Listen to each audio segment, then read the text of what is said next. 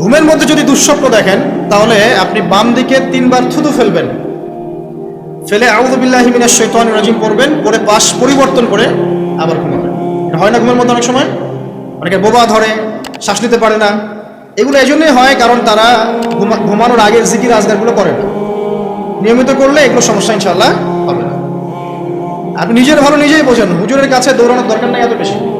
নিজের বাচ্চাকে নিয়ে এত দৌড়ানো, এই কবিরাজ ওই কবিরাজ ওইখানে তাবিজ, এত তো দরকার নাই তো।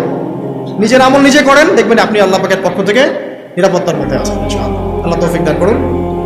এরপরে ঘুম থেকে উঠলেন, চেষ্টা করবো আমরা ঘুম থেকে ওঠার কয়টার সময়? 5টায় যদি ফজরের নামাজ হয় বা 4:30 যদি ফজরের নামাজ হয়, মিনিমাম 4টায় উঠতে হবে। কয়টায়? 4টায়। এই জন্য যদি অ্যালার্ম দেন ঘড়িতে, অ্যালার্ম দিবেন প্রত্যেক 1.5 ঘন্টা পর পর। মনে করেন যে আপনি 1.5 ঘন্টা ঘুমাতে যাচ্ছেন, তাহলে 1.5 ঘন্টা পরে অ্যালার্ম সেট করবেন, অথবা 3 ঘন্টা পর, অথবা 4.5 ঘন্টা, অথবা 6 ঘন্টা, মানে 1.5 ঘন্টার গুণিতক দিয়ে আপনি অ্যালার্ম সেট করবেন, দেখবেন উঠতে পারবেন খুবই ইজিলি। এতে 1.5 ঘন্টায় আপনার ঘুমের সার্কেলটা পূর্ণ হয়। একটা ঘুমের সার্কেল পূর্ণ হতে আমাদের মাথায় তো রেস্টের দরকার আছে, এটা পূর্ণ হতে 1.5 ঘন্টার মতো সময় লেগে যায়। তো এটা একটা ট্রিক বললাম আপনাদেরকে, আপনি করতে পারেন, উপকৃত হবেন ইনশাআল্লাহ। তো ফজরের নামাজের মিনিমাম আধা ঘন্টা আগে আমাদেরকে ওঠার অভ্যাস করতে হবে। এই যে ঘুমটা ভাঙলো, ভাঙার সাথে সাথে কি করব? ভাঙার সাথে সাথে আল্লাহ শুকরিয়া, আলহামদুলিল্লাহিল্লাযী আহইয়ানা বা'দা মা আমাতানা ওয়া ইলাইহিন নুশুর। বাস, এই যে ইবাদত হয়ে গেল। এবার আপনি আরেকটা দোয়া পড়বেন, শিখে নেন। আপনি পড়বেন লা ইলাহা ইল্লাল্লাহ ওয়াহদাহু লা শারীকা লাহু লাহুল মুলকু ওয়া লাহুল হামদ ওয়া হুয়া আলা কুল্লি শাইইন কাদির সুবহানাল্লাহ আলহামদুলিল্লাহ ওয়া লা ইলাহা ইল্লাল্লাহ ওয়াল্লাহু আকবার লা হাওলা ওয়া লা কুওয়াতা ইল্লা বিল্লাহ আল্লাহুম্মা ইগফিরলি। এটা করার পরে হাত তুলে দোয়া করেন, যা দোয়া করবেন তাই পাবেন ইনশাআল্লাহ। জানতেন? জানতেন না?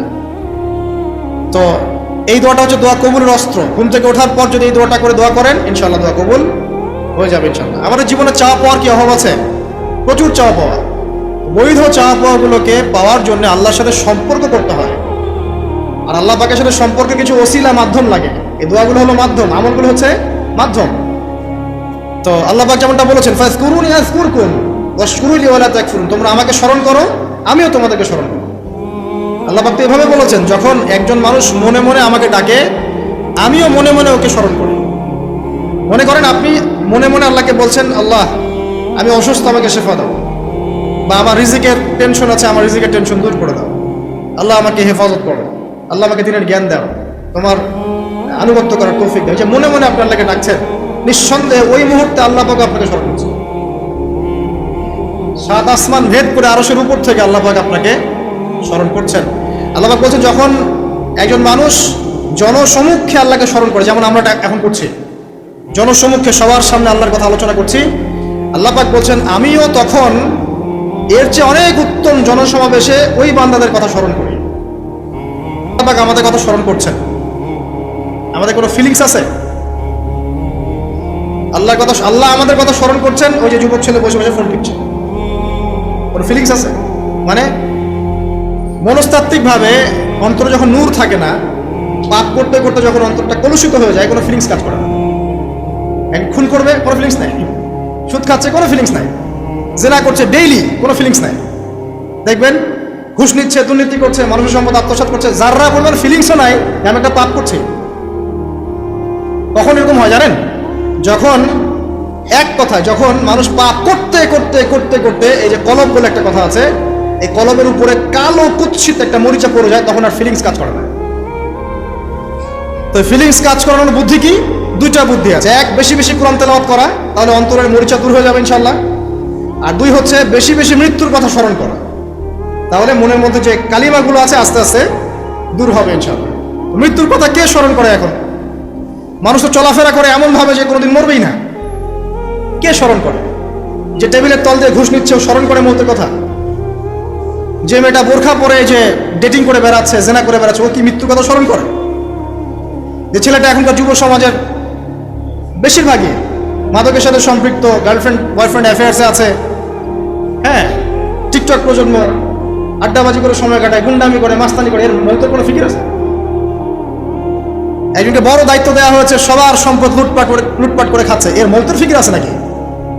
এর মধ্যে ফেরাউনি চেতনা এসেছে, আনা রব্বুকুমুল আলা, আমি মহান রব, আমি তোমাদের মহান রব।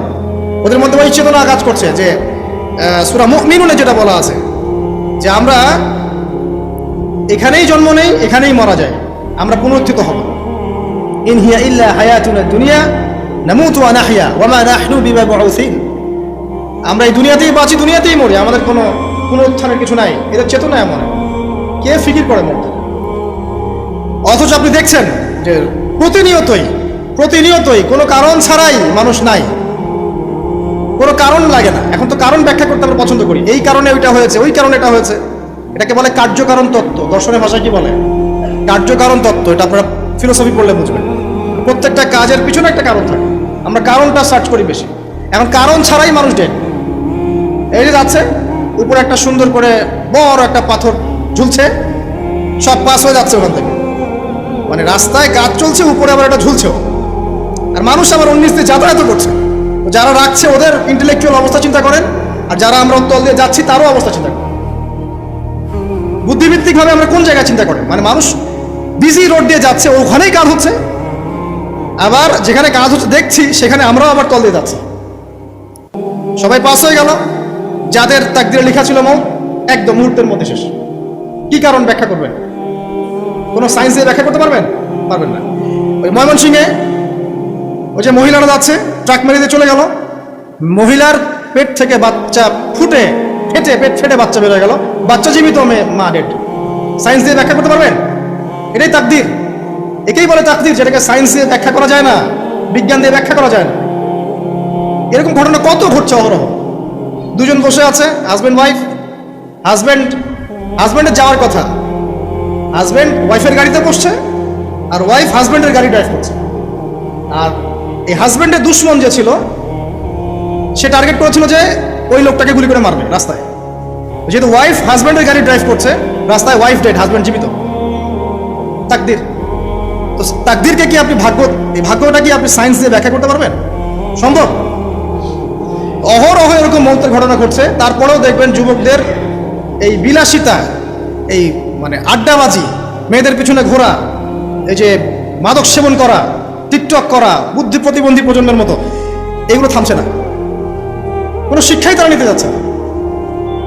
এই বয়স হয়ে গেছে, অনেক বয়স, দেখবেন ওই যে চায়ের দোকানে বসে ক্যারাম খেলছে, বুড়া মানুষ, তার হায়াতের কতদিন বাকি আছে আল্লাহ ভালো জানেন। দেখবেন দিব্যি কোনো টেনশনই নাই, ক্যারাম বোর্ড খেলছে, লুডু খেলছে। দেখেন এই যে আপনাদের গ্রামাঞ্চলে যে চায়ের স্টলগুলো আছে, দেখবেন ওই যে টিভি ছেড়ে রেখে দিবে, ঘন্টার পর ঘন্টা টিভি চলছে, মানুষ চা খাবে 1 কাপ আর টিভি দেখবে 5 ঘন্টা। ওর যে হায়াতের কোনো মূল্যই তার কাছে নাই, আল্লাহ পাক তাকে একটা সময় দিয়ে পাঠিয়েছেন, কোনো ফিলিংসই নেই। অথচ মানুষ প্রতিদিন, দিনে রাতে, প্রত্যেক দিন মানুষ অহরহ মারা যাচ্ছে। যাদের ভিতরে মৌতের চিন্তা আছে তারা কিন্তু পাপ কম করলেও ফিরে আসে আল্লাহর দিকে, কারণ তাদের প্রতি মৌতের ফিকির আছে। আর যাদের মৃত্যুর কোনো চিন্তা নাই, তারা এই রাজনীতি বলেন, অর্থনীতি বলেন, সমাজনীতি বলেন, আর এই পরিবার আর ধর্ম বলেন, সমস্ত ক্ষেত্রে পাপ করে বেড়াবে, কোনো ফিকির নেই। আল্লাহ পাক আমাদেরকে মৌতের ফিকির করার তৌফিক দান করুন, এবং পরকালের জীবনটাকে আসল জেনে দুনিয়ার কাজগুলো করার তৌফিক আল্লাহ পাক দান করুন।